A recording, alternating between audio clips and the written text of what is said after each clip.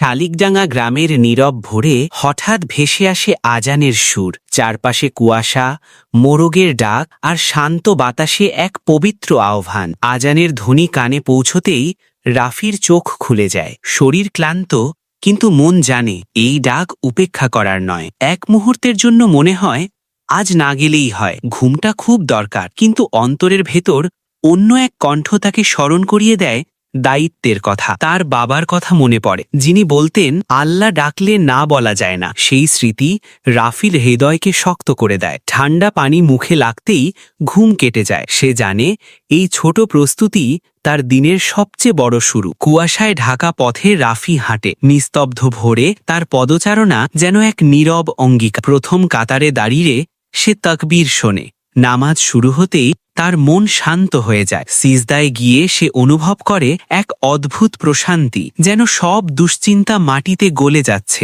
নামাজ শেষে এক বৃদ্ধ তাকে বলেন, এই অভ্যাস জীবন বদলে দেয়। রাফি চুপচাপ কথাটা হৃদয়ে গেঁথে নেয়। ভোরে ওঠার অভ্যাসে তার দিন বদলে যায়। পড়াশোনায় মন বসে, সময় নষ্ট কমে যায়। এক রাতে তার মা অসুস্থ হয়ে পড়েন। অসহায় রাফি সারা রাত জেগে থাকে। ঘুমহীন চোখে সে আজানের ধ্বনি শোনে। আজ না গেলেও চলত, তবু সে উঠে দাঁড়ায়। সিজদায় গিয়ে সে কাঁদতে কাঁদতে প্রার্থনা করে, হে আল্লাহ, আমার মাকে সুস্থ করুন। তার দুঃখের কথা শুনে গ্রামের মানুষ এগিয়ে আসে, সাহায্যের হাত বাড়িয়ে দেয় সবাই। বিশ্ববিদ্যালয়ে গিয়ে সে নতুন জীবনের মুখোমুখি হয়। রাত জাগা, আড্ডা, নতুন প্রলোভন। একদিন ফজর মিস করতেই তার মনে অদ্ভুত শূন্যতা নেমে আসে। পরদিন সে আবার উঠে দাঁড়ায়। ছোট মসজিদে একাই শুরু করে নতুন অঙ্গীকার।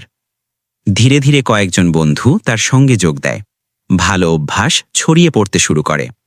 বছর কয়েক পর প্রতিষ্ঠিত জীবনে দাঁড়িয়েও সে সেই ভোরের ডাক ভুলে যায় না। সে বুঝেছে জীবনের বড় সাফল্য আসে ছোট কিন্তু নিয়মিত সিদ্ধান্ত থেকে। ভোরের সেই ডাকই তাকে বদলে দিয়েছে।